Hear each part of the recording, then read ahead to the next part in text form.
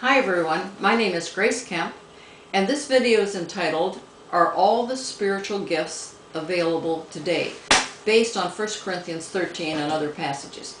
Yes, all 27 of the gifts are available today. They're for the benefit of the church during the church age. Now the church age started at the day of Pentecost and will end on the day of the rapture. 1 Corinthians 13 says, For we know in part, and we prophesy in part. But when that which is perfect is come, then that which is in part shall be done away. Now the question is, when is the perfect? What is the perfect that's going to come when the gifts will be no longer needed? The spiritual gifts, according to 1 Corinthians 12, are partial and they're temporary. They provide shadowy glimpses of something wonderful that we can't quite get into yet. And in the future, they will be replaced by the reality. But when the perfect has come, whenever that is, so what is this perfect? Well, according to 1 Corinthians, it's when we see Christ face to face. When we live in the dazzling reality of Christ's presence, we will not need spiritual gifts. In fact, they will be discarded like the toys of childhood. Paul says he contrasts the imperfect present with the perfect future. Let me just read the passages and then contrast them so you'll see the difference. Now, speaking of us here on earth, we know in part, we prophesy in part, we speak as a child, we understand as a child, we think as a child, we see through a glass darkly. We know in part.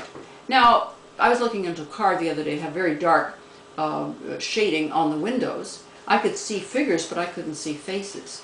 That's how we are with the spiritual gifts. We prophesy in part. We have revelation in part.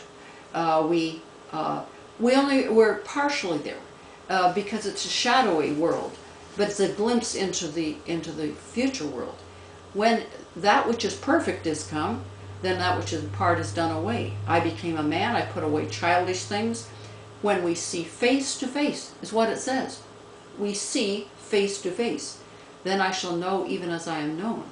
So that's not now, that's when Christ returns. That's when the spiritual gifts are no longer needed. And in fact, Paul says in 2 Timothy 1:6, stir up the gift of God that is within thee. Every single believer has at least one spiritual gift, and we're exhorted to stir it up and make use of it. Of course, it's not for just us to have to ourselves. We're to share it with the body of Christ. It's for building up the body of Christ. What are the spiritual gifts? And because time is so short, I'm just going to read them without explanation.